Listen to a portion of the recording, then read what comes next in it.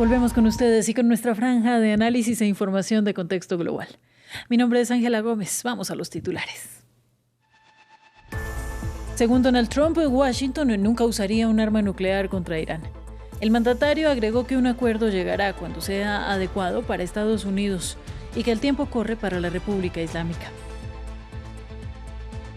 Sobre el Líbano, el presidente estadounidense también anunció que se extendió por 3 semanas más la tregua con Israel. Las partes que hoy se encontraron en la Casa Blanca podrían tener un nuevo diálogo en este periodo de frágil cese. Y en Argentina, el gobierno de Javier Milei bloqueó el acceso de todos los periodistas acreditados para entrar en la Casa Rosada. El ejecutivo argumentó una situación de espionaje después de que una cadena de televisión local emitiera imágenes grabadas con gafas inteligentes en una zona no autorizada. Además, en este bloque viene el debate. Vamos a centrarnos hoy en la seguridad de México, un problema histórico para los gobiernos, pero que supone nuevos obstáculos para el ejecutivo de Claudia Sheinbaum tras la violencia desatada tras la muerte de alias Mencho y más recientemente el tiroteo en las pirámides de Teotihuacán. En ese contexto, ¿tiene el país comprometida la seguridad para el Mundial o se han dado los pasos necesarios? En el plano general, ¿qué rol juega Estados Unidos en territorio mexicano tras la muerte de 2 agentes de la CIA? Rodrigo Sedano y sus invitados nos responderán estas y otras preguntas en minutos. Por ahora, el informativo.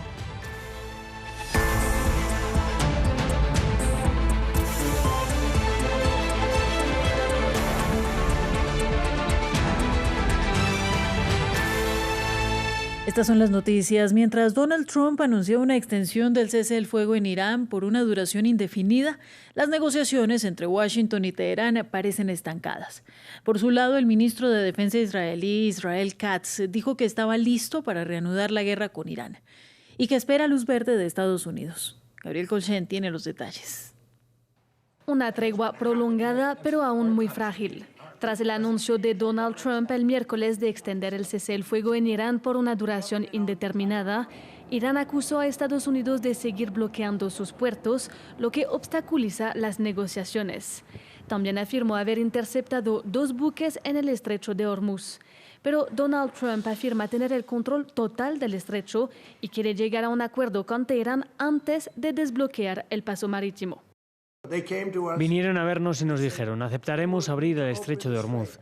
Y todos los míos se alegraron, todo el mundo estaba contento menos yo. Les dije, un momento, si abrimos el estrecho, eso significa que ganan $500 millones al día. No quiero que ganen $500 millones al día hasta que resuelvan este asunto, así que soy yo quien lo ha mantenido cerrado. Tenemos control total sobre él y se abrirá cuando lleguen a un acuerdo o suceda algo más que sea muy positivo. Por su parte, Israel ha expresado su voluntad de reanudar la guerra con Irán. Israel está preparado para reanudar la guerra contra Irán. El ejército está preparado para la defensa y el ataque y los objetivos están marcados. Estamos esperando la luz verde de Estados Unidos, ante todo para completar la eliminación de la dinastía Jamenei, iniciadora del plan de destrucción contra Israel, y de los sucesores del liderazgo del régimen terrorista iraní, y además para devolver a Irán a la Edad Media y a la Edad de Piedra, haciendo estallar las principales instalaciones de energía y electricidad y aplastando las infraestructuras nacionales y económicas. Este jueves, medios iraníes informaron de explosiones en Teherán y afirmaron que las defensas antiaéreas habían sido activadas. Pero ni Israel ni Estados Unidos reportaron haber atacado a Irán, al tiempo que el presidente Trump descartó el uso de armas nucleares contra territorio iraní. En medio del limbo de la guerra entre Estados Unidos e Israel contra Irán, tras el fin de la tregua esta semana, les presentamos un informe en cifras de este conflicto iniciado el 28 de febrero y que ha dejado miles de muertos en el país de mayoría persa, un golpe a la economía mundial y la extensión del conflicto por todo Medio Oriente. Los detalles con Samuel Salgado Castro. A pocos días de cumplirse 2 meses de la guerra contra Irán, el drama humano queda registrado en cifras. Desde el inicio de los bombardeos estadounidenses e israelíes, más de 3.000 personas han sido asesinadas en la República Islámica. Más de la mitad, 1.700, eran civiles, según datos oficiales. La violencia contra civiles ha estado presente desde el primer día de la guerra, con sucesos que ahora son investigados como crímenes contra la humanidad, como el ataque a una escuela en el sur de Irán que mató a más de 100 niñas. Pero esta guerra, que amenaza con estancarse, también le ha costado a Estados Unidos. Según el Comando Central del Ejército estadounidense, 13 de sus militares han muerto y el coste económico es inusualmente alto comparado con otras guerras libradas por Washington. Según fuentes familiarizadas con el Pentágono, citadas por el diario The New York Times, Estados Unidos habría gastado más de 11.300 millones de dólares tan solo en los primeros 6 días de guerra contra Irán. La economía mundial también se ha resentido, especialmente por el doble bloqueo iraní y estadounidense del Estrecho de Hormuz, una vía marítima por donde pasaba diariamente alrededor del 20% del petróleo y gas natural licuado consumido por el mundo. Antes de la guerra, cruzaban 130 buques petroleros, mientras que el pasado martes, luego de 5 semanas de guerra, cruzó solo un barco. Las principales consecuencias globales, el aumento del diésel en un 45%. Las aerolíneas ya anunciaron recortes de vuelos como la alemana Lufthansa. Para ahorrar combustible, habrá 20.000 vuelos menos en los próximos 6 meses. La guerra en Irán se ha convertido en una confrontación que impacta en múltiples frentes y a muchos actores, agravando la incertidumbre por la falta de consenso entre el Estados Unidos de Donald Trump y la teocracia iraní. En cuanto a las hostilidades en Líbano, el presidente de Estados Unidos confirmó una ampliación del cese el fuego por 3 semanas. Esto tras una reunión de las delegaciones de Tel Aviv y Beirut que, según Trump, podrían reunirse de nuevo en el curso de la extensión. Pero la vida en el país, con la militancia activa de Hezbollah contra Israel, es todo menos normal. En Tiro, entre edificios destruidos y un puerto que apenas retoma la actividad, la población intenta recomponer su vida. Tel Bonet nos amplió los detalles. En el sur del Líbano, la ciudad de Tiro nunca llegó a vaciarse del todo, ni siquiera durante los días de bombardeos más intensos. Algunos se quedaron hasta el final y lo perdieron todo justo días antes de que empezara la tregua. Ahora, mientras unos regresan para ver el estado de sus viviendas, otros no tienen a dónde volver. Solo quedan escombros frente al mar. Mataron a mi hermana, mis 2 sobrinos y mi cuñado. Me llamaron para decírmelo. Aún no puedo asumir lo que ha pasado. Siento como si fuera una pesadilla.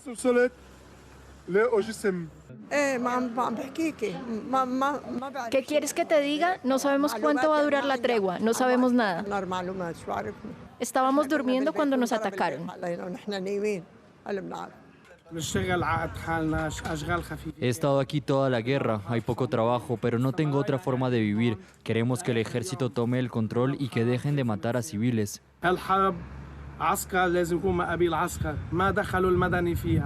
Durante semanas el mar quedó prácticamente vacío. Las restricciones y el riesgo de ataques obligaron a los pescadores a permanecer en tierra.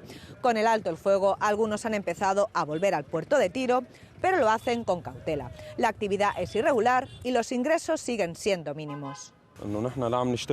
No hay trabajo, no podemos salir a pescar. Israel no nos deja alejarnos de la costa. ¿Qué alto al fuego? Aquí no hay peces. El mar ha estado completamente en calma, no ha salido ni un solo barco. Este es un barco de turismo, pero no viene nadie. Llevamos 4 semanas parados. Tras una semana de alto el fuego, el sur del Líbano sigue siendo inestable y se mantienen las advertencias oficiales. Mientras en Washington se negocia una prórroga de la tregua, la situación sobre el terreno no termina de asentarse. En Tiro, la vida reaparece entre la necesidad de volver y la incertidumbre de una calma aún frágil. El presidente estadounidense Donald Trump declaró también en el despacho Oval a los periodistas que sería útil que el presidente ruso Vladimir Putin asistiera a la cumbre del G20, pero expresó sus dudas de que el jefe del Kremlin vaya a la reunión en Miami en diciembre. La administración Trump busca aliviar aún más el aislamiento internacional impuesto a Rusia por invadir Ucrania en 2022, sobre todo ahora que el flujo de combustible peligra por el bloqueo en el Estrecho de Hormuz. El Kremlin había declarado horas antes que el presidente ruso aún no había decidido si asistiría. En 2023, la Corte Penal Internacional emitió una orden de arresto contra Putin por la guerra, lo que restringió sus viajes. Y vamos a Asia porque Corea del Sur y Vietnam profundizaron este jueves su alianza comercial y el fortalecimiento de sus lazos económicos durante la segunda visita de Estado del presidente surcoreano Lee Jae-myung, que llegó a Hanoi el martes. Ambos países firmaron 73 acuerdos y promesas de inversión en sectores de defensa, tecnología y energía. Seúl es el mayor inversionista en Vietnam y sus empresas y fábricas son una importante fuente de trabajo en el país y generan al menos el 30% de sus exportaciones. Nos lo cuenta Jesús Yajuri. Corea del Sur y Vietnam sellan 73 acuerdos comerciales que coronan la segunda visita oficial del presidente surcoreano al que es uno de sus mayores socios en la región. Ambos países pactaron promesas de inversión en un memorándum de entendimiento no vinculante que menciona, sin revelar montos, grandes inversiones en los sectores de defensa, alta tecnología y energía nuclear en el sur de Vietnam. Los jefes de Estado ratificaron los contratos en la víspera del cierre de la visita de Estado de 4 días. 3 de las mayores tecnológicas de Seúl invertirán en infraestructuras para centros de datos. Seúl también pactó trabajar con Vietnam en el desarrollo de chips de última generación y van a cooperar en la construcción de submarinos y vehículos autónomos de superficie. Hanoi también entregó una licencia para la apertura de una sede del Banco Industrial de Corea del Sur en el país. Y finalmente se mencionaron proyectos de energía nuclear y eólica. Seúl es el mayor inversionista en Vietnam y sus fábricas e industrias representan el 30% de sus exportaciones. Samsung es de lejos la empresa con mayor presencia en el país del sudeste asiático, que llegó a Vietnam en 1989 y ha invertido al menos $20.000 millones desde entonces. Los acuerdos llegan también en medio de intensas y masivas protestas en Seúl de miles de trabajadores de Samsung que piden mejores bonificaciones y beneficios y han amenazado con una huelga general de 18 días que iniciaría el 21 de mayo si las negociaciones fracasan. Noticias de América Latina y vamos hasta Argentina porque el gobierno de Javier Milei bloqueó el acceso de todos los periodistas acreditados a la Casa Rosada. El Ejecutivo argumentó su decisión, asegurando que busca garantizar la seguridad nacional. Esto luego de que presentaran una denuncia contra 2 reporteros que se encontraban en el interior de la Casa de Gobierno, grabando en una zona en la que no está permitido, con gafas inteligentes. Imágenes que fueron transmitidas en un medio local.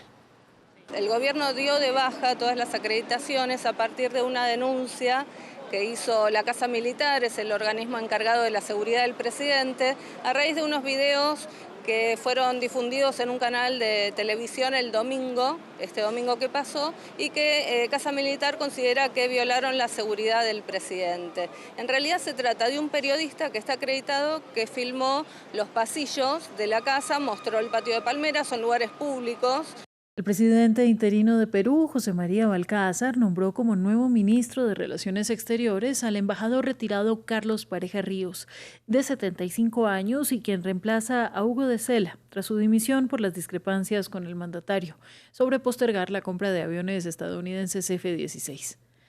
Balcázar encabezó la ceremonia de toma de juramento del nuevo canciller en el Palacio de Gobierno de Lima, junto al resto de integrantes del Consejo de Ministros, entre los cuales se figuró también Amadeo Flores, quien sustituyó a Carlos Díaz en el Ministerio de Defensa, tras renunciar igualmente por la disputa de las aeronaves.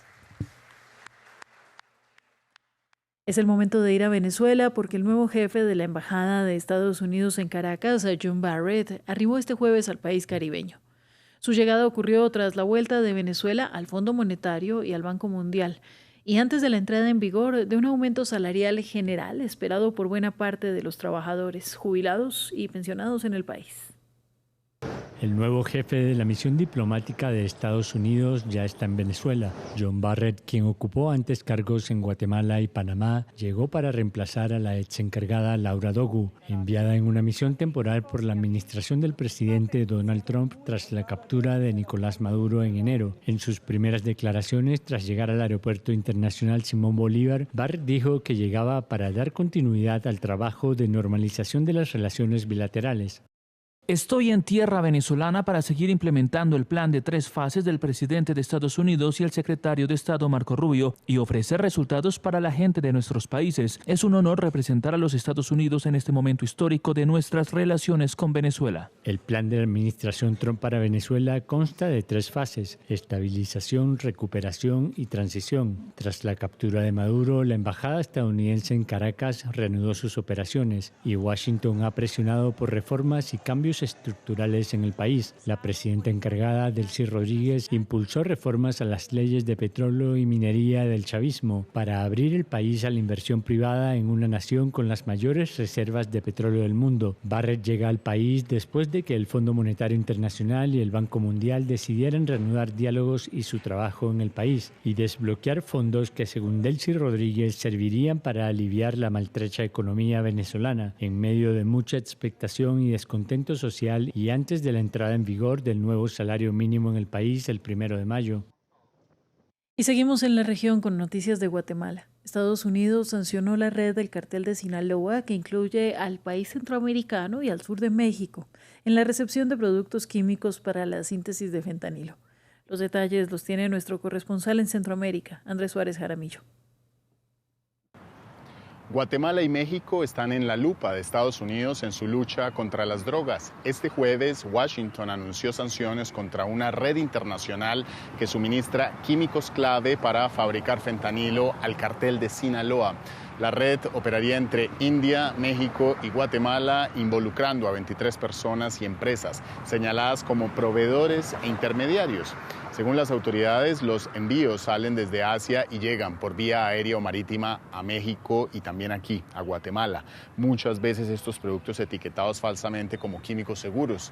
En la operación ilegal habría quienes coordinan la logística y facilitan el paso de estos cargamentos hacia la región. Y una vez en el territorio, los precursores o químicos clave pasan a manos de los llamados cocineros que trabajan en estos laboratorios clandestinos donde se sintetiza el fentanilo, que es considerado por Washington como un arma de destrucción masiva.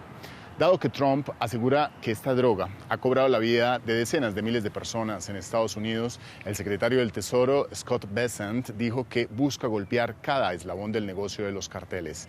El foco ahora también está en Centroamérica, porque Guatemala aparece como punto de tránsito en una red global que conecta continentes y que alimenta uno de los mercados de drogas más grandes del mundo.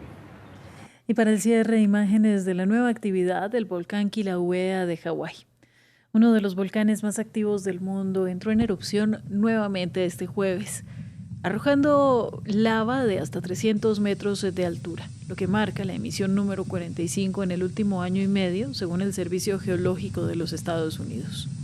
Una mezcla caliente de gases, cenizas y fragmentos de roca expulsada verticalmente alcanzó unos 6.000 metros de altura, y las fuentes de lava ascendieron hasta 300 metros sobre el nivel del suelo. Hasta aquí el informativo, pero ya llega el debate con Rodrigo Sedano. Quédense con nosotros.